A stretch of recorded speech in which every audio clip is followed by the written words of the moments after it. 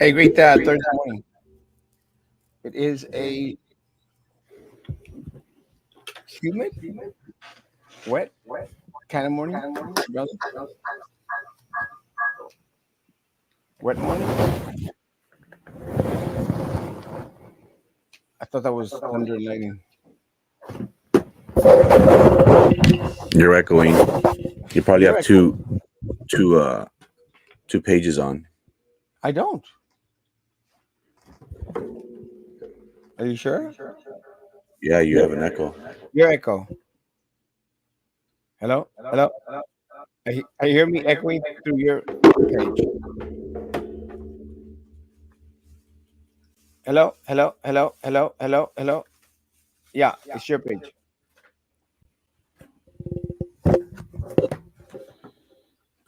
I'm sure it's your page. Hello, hello. Now it's not echoing.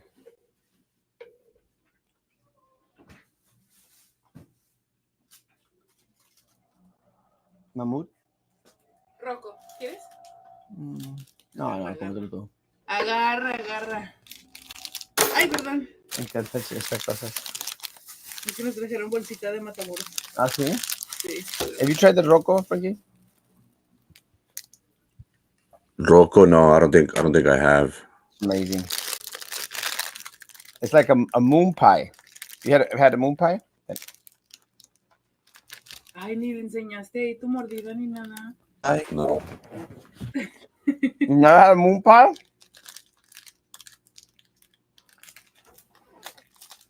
Huh? What'd you say? They come out. Have you ever had a moon pie? Nah, never. Moon pies are gringo. They're like it's like some cookie-ish thing. You got marshmallow in the middle, chocolate, and like a little gelée of jelly.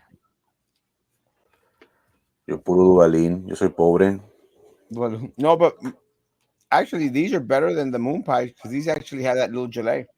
Moon pies don't have a gelée, but they come in banana and chocolate. Vaya, llegó el desaparecido. It's been a weird week for me. I no, the banana one is best. It's amazing. I gotta find me some moon pies. It's been a real weird week for me. I've been up and down. Went to Monterrey. Was up there for 2 days. Was wanting to have a show on Tuesday, but you're in Monterrey, and I wanted to have a show on Tuesday more than anything, um, because of the death of Ben Neese. Amazing. I mean, unexpected. Someone shared with me that was it you that shared this or somebody else that no someone shared with me goes like no I thought Ben Neese was gonna no and I remember who told me I thought Ben Neese was gonna live forever. Thought that marijuana was going to preserve him,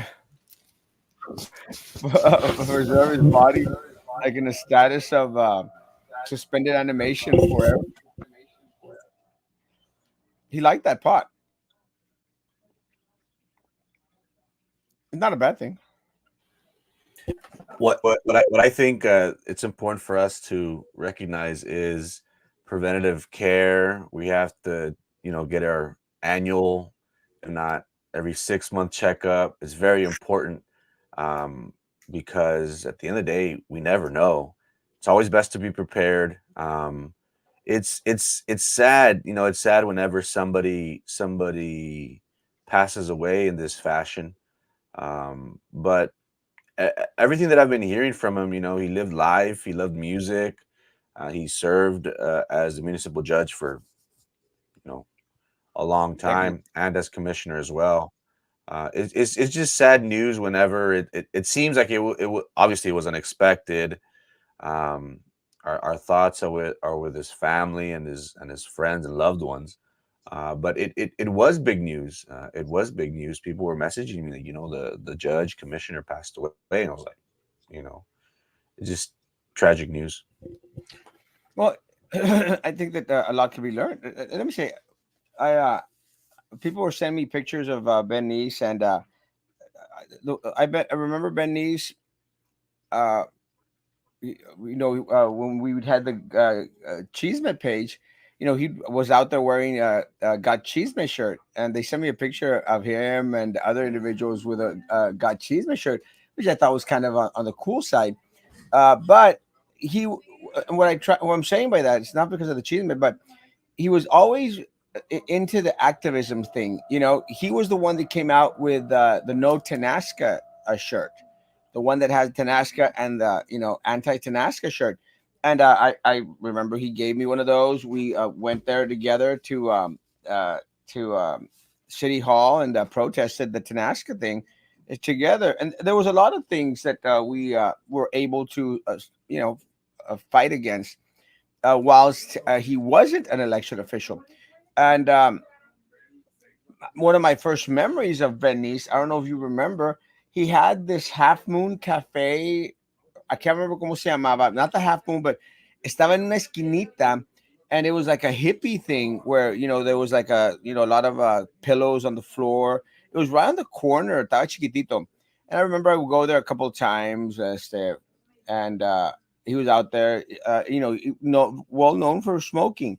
And again, nothing against that, but there was a lot of little controversies that came up with Benny's that were kind of on the funny side.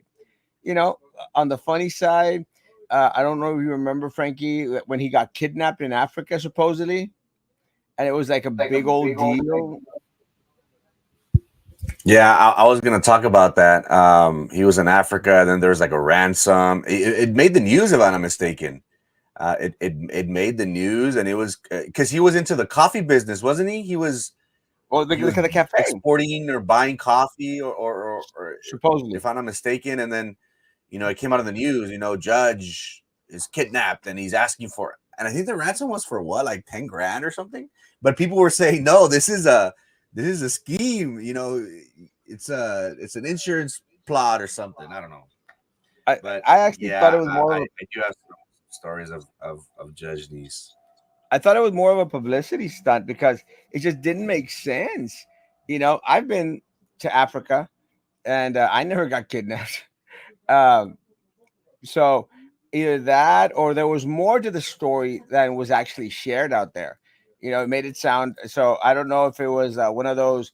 Let me try to hook up on some good stuff, some good ganja up there in Africa, and he got detained. That might have been the case. We just got the kidnapping story. It was kind of a weird deal. I didn't buy it back then, and I think that's one of the outs that I had with Benish, that because I thought it just too incredible to believe. It didn't make sense, because I figured that they would make more of a hoopla if it was actually a kidnapping than they actually did. I mean, we heard it was a kidnapping from his family members, and it was out on the blogs and everything. I don't remember it being on the national news or on the local news, but I know it was on the blogs things. And I don't know if the news, like Channel 23, was just a piece of crap and it was still around back then. I don't know if Channel 23 picked up on the story and allegedly mentioned that he was supposedly kidnapped. Not sure. The other one was the gun incident. Remember the gun incident?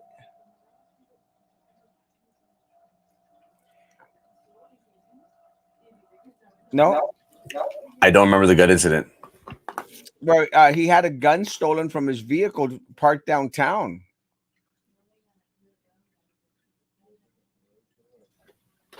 Maybe no, I don't remember. If you could clarify that. Well, it was supposed. Weren't you sex violated while in Africa? I remember you mentioning that. Not in Africa. That happened in Athens, Greece. But I'm not complaining. I'm still alive. So, any attack that you survive, it's something that you could write home about. So, it wasn't Africa. It was Athens, Greece. Yo soy más de la high. No fue en África, fue con los güeritos de ojos azules de Atenas, Grecia. Will Snoop Dogg be going to pay his respects? maybe colegas, Erasmo, they would pay us to take you back from Africa. Yeah, there would be no ransom. Trust me, if I get kidnapped anywhere, I actually, th- I will share this, Frankie. I don't know if I told you this last time that I went to Mexico City. I somewhat had a feeling that individuals were trying to harm me and going to kidnap me. This had this little weird feeling because these individuals that it's kind of weird. This therapist that I was talking to at one point in Mexico City was like, "Why don't you just come to my house? And it's over here, way acá en una esquina by the airport, and I'll tell you what time y todo lo demás." I'm going like, I don't want to do that. You know, if you're in Mexico, guys, if you travel, if you're in Mexico City, it doesn't matter what it is. If someone says, "Come to my house acá by the boonies," you don't want to do that. And I had this little vibe, Frankie, that something's not right. So I did not go. And I'm still here. But what Hector was mentioning, I think, is very important as well. I was assaulted in Athens, Greece, for stupidity. I started to walk off uh, with individuals supposedly taking me to a souvenir shop. And it started getting darker and darker and darker and darker and darker. And I le puse la corrida. I turned around and went back, and they grabbed and they stole a chain from me. And again, could have been killed there in Athens, Greece. That would have been tripping for a couple of measly dollars. When we went to Cuba, the same thing was going to happen to one of the individuals that was in our party, but I saved his life. I'm kind of like a hero, I think. What? What? What? There's you have to be careful when you go to these touristy destinations because there are people that are just preying on people from the outside, and we don't know their customs. We don't know much about anything, and they use that to their advantage. I've heard of.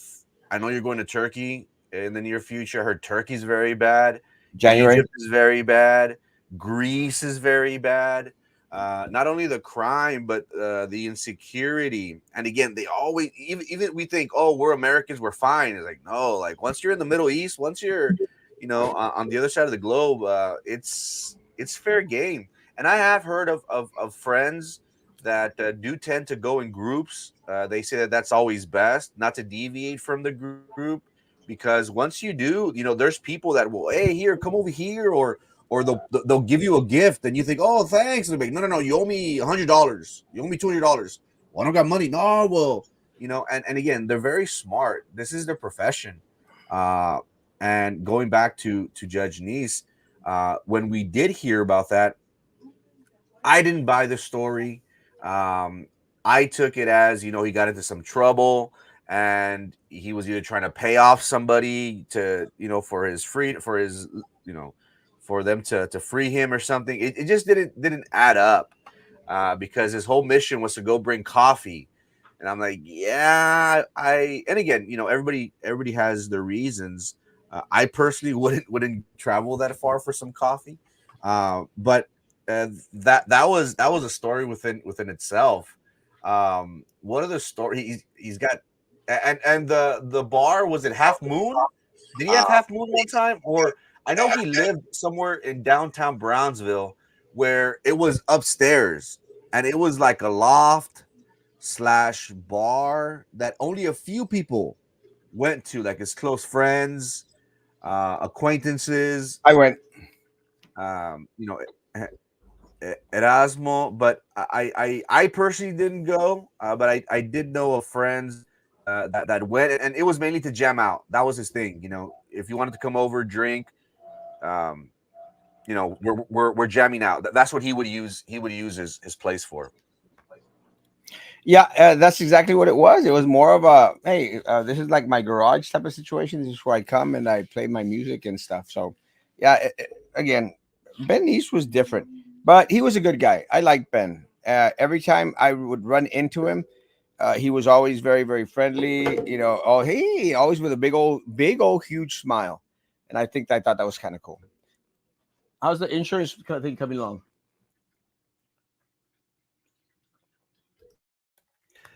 It's going great. It's going great. The busy season just passed by. Just passed on December 7th. There's still opportunities for us to help individuals to make changes for this upcoming year, for their coverage to begin January 1st.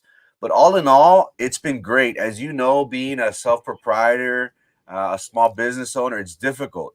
But I love what I do, and it's crazy, Erasmo. I've learned from you, my mom, uh, your dad, my grandfather, of service, of helping the community, and I've always been motivated by that. I've always seen you guys up front do that, and this is what I'm doing professionally because I'm providing my services for free for these individuals, and all I'm doing really is I'm providing information, giving them options, showing them what's available to them, and what better way to help people with the most important thing, which is their health care. Yeah, So I love what I do. Yesterday, I was with my colleagues at a Christmas our Christmas dinner, and I was talking with one of my friends, with Carlos, one of my colleagues. He's younger than I am, but he's man, he's smart. And I was just talking about man, and also shout out to my friend Mike. Thanks for the ride too. That I love what I do. We're providing a service to help out individuals, and not only that, but also helping them with their funeral arrangements, retirement, and as I previously mentioned it, it's very important for us to be prepared.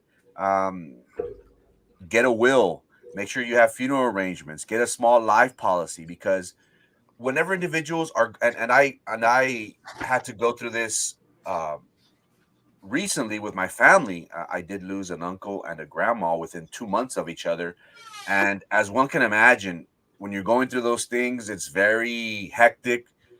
People, you don't think straight. Your emotions are through the roof. But my grandmother, God rest her soul, she was very smart. She had everything lined up in the sense of we didn't have to worry about anything. She had funeral arrangements, she had life policies, she had cash in hand, and that's the important thing of being prepared. And the crazy thing is that I got to see from both sides of the spectrum, because I consult, I give advice to individuals of being prepared. But when I actually went through it, and I went through the process of, being at the hospital, going to hospice, being at the funeral, making sure that all the arrangements were in place, it kind of gave me um, the full experience. And in a weird way, I'm thankful for it, because now I'm more convinced than ever that what I'm doing professionally is what's in the best interest of people. And with this loss of Ben Nice, I don't want to say he was a young lad, because he was up in age, but at the same time he wasn't old. But that just goes to tell us that, and it's corny, as corny as it sounds, but today could be our last day. And many of us don't see it that way, but it is very important for us to be prepared in some sort of way. And that's what I tell my friends is like, look, do it now that you have money, that you're young, because it comes a time, resources, life happens, and we might not have the capability of setting aside money or setting aside resources for these types of things. It's very important for us to have a will. And I'm not an attorney by no stretch of the imagination, but you need something in writing. You need something to file it with the county, with the court. That way, your wishes, your accounts, your finances, your affairs, your family knows how it's going to be divided. And I think that's very, very important for us to have. And it's a discussion that nobody wants to have, because who wants to talk about death and what our last requests are, and how we would want our assets to be divided. It's a very touchy subject, um, but it's one that needs to be done. uh, and that's what I advise everybody. uh, you know I hope that Judge Benitez, and I'm sure, that he was ready for this day, for his family to you know to take over, so to speak. Amen. Uh, sorry, I had a restroom break, and I have a doctor's appointment. Talking about taking care of your health, I got a doctor's appointment at 9:30. I'm going to check up and make sure that I'm doing okay. So thanks for coming on, Frankie. Last Thanks, words. appreciate it. Let me know when you have another slot so I can fill it up. You're welcome all the time. Guys, have a great day. Social distance, face covering, hand sanitizer. Guys, be good to each other. Continue to be. See you tonight at 9. Yes, tonight at 9. God bless.